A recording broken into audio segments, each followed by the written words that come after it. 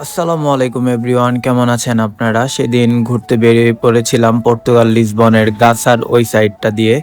তো যাচ্ছিলাম, ঘুরে ফিরে দেখছিলাম আশেপাশের পরিবেশ, ভালোই লাগছিল।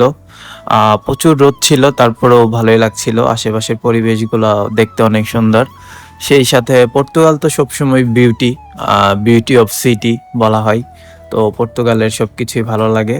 তো আশেপাশে ঘুরে আমি দেখতেছিলাম আশেপাশের বিষয়গুলো, খুব এনজয় করছিলাম। সেই সাথে আমার সাথে ছিলেন আরো ২ জন। নামাজও পড়েছিলাম, শুক্রবার ছিল। জুম্মার নামাজ পড়েই হাঁটাহাঁটি করলাম। আর পিছনে দেখতে পাচ্ছেন বাস, এই বাসগুলো দিয়েই এই শহরে আনাচে-কানাচে সব দিকে ঘোরা যায়। তারপর আর কি এক বড় ভাইয়ের গাড়ি দিয়ে আমাদেরকে নিয়ে আসলো। ঘুরলাম গাড়ি দিয়ে, ভালোই লাগছিল। গাড়ি থেকে বসে আরো সুন্দরভাবে এক্সপ্লোর করা যায় আশেপাশের পরিবেশ। তো ভালোই লাগছিল গাড়ি দিয়ে বসে সবকিছু দেখা। পর্তুগালে এসে এমন কিছু ভাই ব্রাদার পেয়েছি যারা এতটাই মন মানসিকতা ভালো যে বলার মতো না। আমি যে পর্তুগালে আসছি, বাংলাদেশ থেকে এত দূরে আসছি কখনো মনে হয় না।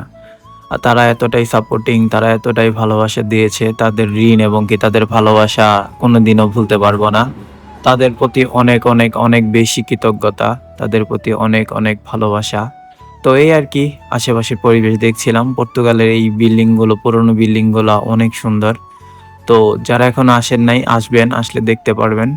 তো এই আর কি, এভাবেই চলছিল, গাড়ি দিয়ে ঘুরছিলাম, আশেপাশে সবকিছু দেখছিলাম, ভালোই লাগছিল। মনটা একটু খারাপ ছিল কোনো একটা কারণে, সেটা না হয় অন্যদিন বলবো। তো এই আর কি, আজকের মতো এই পর্যন্তই। দেখা হচ্ছে আবার নতুন কোনো ব্লগে। আর এই যে দেখেন, এগুলা দিয়েই নামতে হয়, পাহাড়ে উঠতে হয়, নামতে হয়। তো প্রস্তুতি নিয়ে আসবেন সবাই, যেন পাহাড়ে উঠতে পারেন, নামতে পারেন। তো আজকে এই পর্যন্তই। Bye bye, tata.